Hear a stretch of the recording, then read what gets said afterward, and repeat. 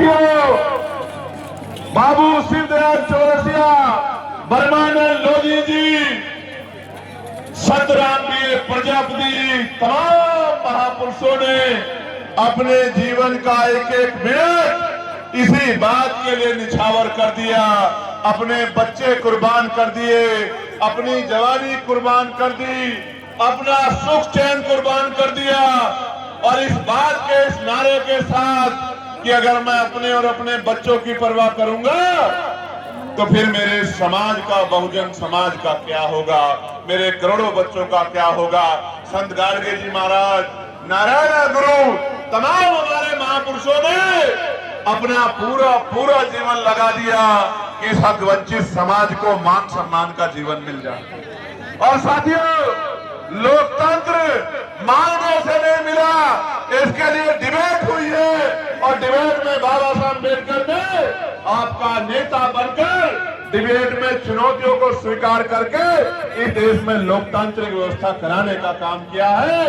इस देश के प्रत्येक नागरिक को गौर से सुनना, ये बातें आपको टीवी में नहीं मिलेगी, गौर से सुनना, ये बातें आपको अखबारों में नहीं मिलेगी, क्योंकि टीवी और अखबार तो आजकल वो काम कर रहे हैं जो सरकार कह रही है।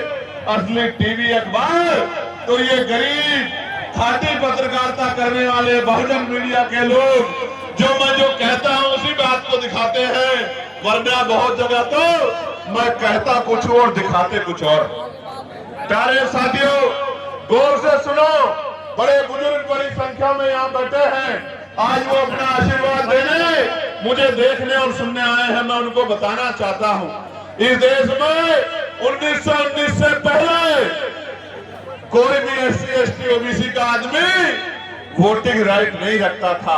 और आपको जान का अचरज होगा, सिर्फ SC ST OBC का नहीं, इस देश में किसी भी जाति धर्म की महिलाएं वोट का अधिकार नहीं रखती थी। फिर इस देश में सवाल खड़े हुए, मार्टेगो चेमफोर्ड सुधार समिति बनी। सुधार समिति के सामने कई विषय रखे गए कि नए वोटर को शामिल किया जाए। नए वोटर कौन? वो जो लगान देते हैं, वो जो बहुत पढ़े लिखे हैं, वो जो बहुत पैसे वाले हैं, वो जो बहुत बड़े उद्योगपति हैं, वो जो राजा महाराजाओं के परिवार से आते हैं। और कुल मिला के 1919 से पहले 3% लोग वोट करते थे। कितने परसेंट लोग? जोर से बताओ, आवाज जानी चाहिए कन्नौज तक, नहीं लखनऊ तक नहीं जा रही है, जोर से बताओ पहले कितने परसेंट लोग? 3% लोग। फिर जब ये मार्टेगो चेमफोर्ड सुधार समिति ने नए प्रयोग किए तो 15% लोगों को वोट का अधिकार मिला। और मैं बहुत जिम्मेदार से कह रहा हूं, जिन महिलाओं को नहीं पता कि बाबा साहब ने क्या दिया है, मैं उन महिलाओं को, अपनी बहनों को, तमाम जाति धर्मों की बहनों को कहना चाहता हूं कि अगर बाबा साहब अम्बेडकर ना होते तो इस देश में प्रधान से लेकर प्रधानमंत्री, राष्ट्रपति, महिला कभी नहीं बन पाती। मैं चैलेंज करके, ऐलान करके कहता हूं, आओ डिबेट करो जिसको जानकारी नहीं। तो बाबा साहब अम्बेडकर ने क्या किया? बाबा साहब अम्बेडकर ने ये किया कि 1928 में उन्होंने बहिष्कृत हितकारिणी सभा के जरिए एक ज्ञापन दिया।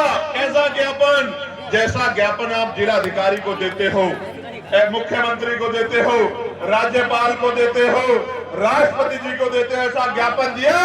और उसमें कहा कि ये कैसा लोकतंत्र है जिसमें गरीब, दबे कुचले, महिलाएं, दलित, पिछड़े, आदिवासी, अल्पसंख्यक वोट ही नहीं कर सकते, और जो वोट ही नहीं कर सकता वो चुनाव कैसे लड़ सकता है? इसी बात को समझ लो भाई। अगर आप में से कोई वोटर नहीं है तो क्या वो भारत का कोई भी चुनाव लड़ सकता है?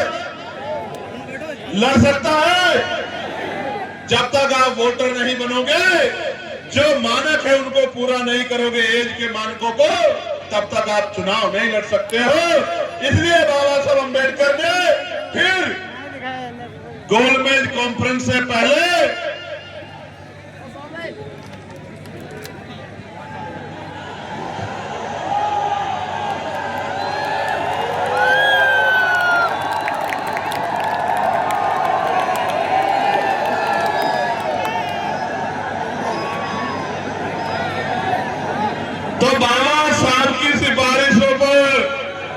साइमन कमीशन भारत आया। कौन आया?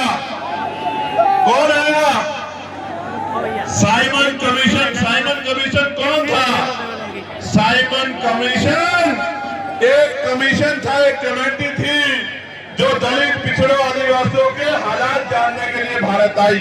और जब साइमन कमीशन भारत आया और वो यहाँ से रिपोर्ट बनाकर लेके गया, उस रिपोर्ट के आधार पर गोलमेज कॉन्फ्रेंस हुई और 3 बार गोलमेज कॉन्फ्रेंस में बाबा साहब अम्बेडकर आपको अधिकार दिलाने के लिए लड़ते रहे।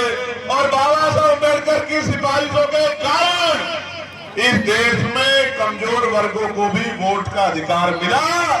और ये भारत पहला ऐसा देश है जहां संविधान के लागू होने के साथ सार्वभौमिक मताधिकार यानी के महिलाओं से लेकर अंतिम व्यक्ति तक, चाहे उसके तन पे कपड़े ना हो, चाहे उसके सर पे छत ना हो, चाहे उस पे खाने को रोटी ना हो, चाहे वो पढ़ा लिखा ना हो, हर एक व्यक्ति को, बालिग व्यक्ति को वोट का अधिकार बाबा साहब अम्बेडकर के प्रयासों से मिलने का काम हुआ है मेरे साथ।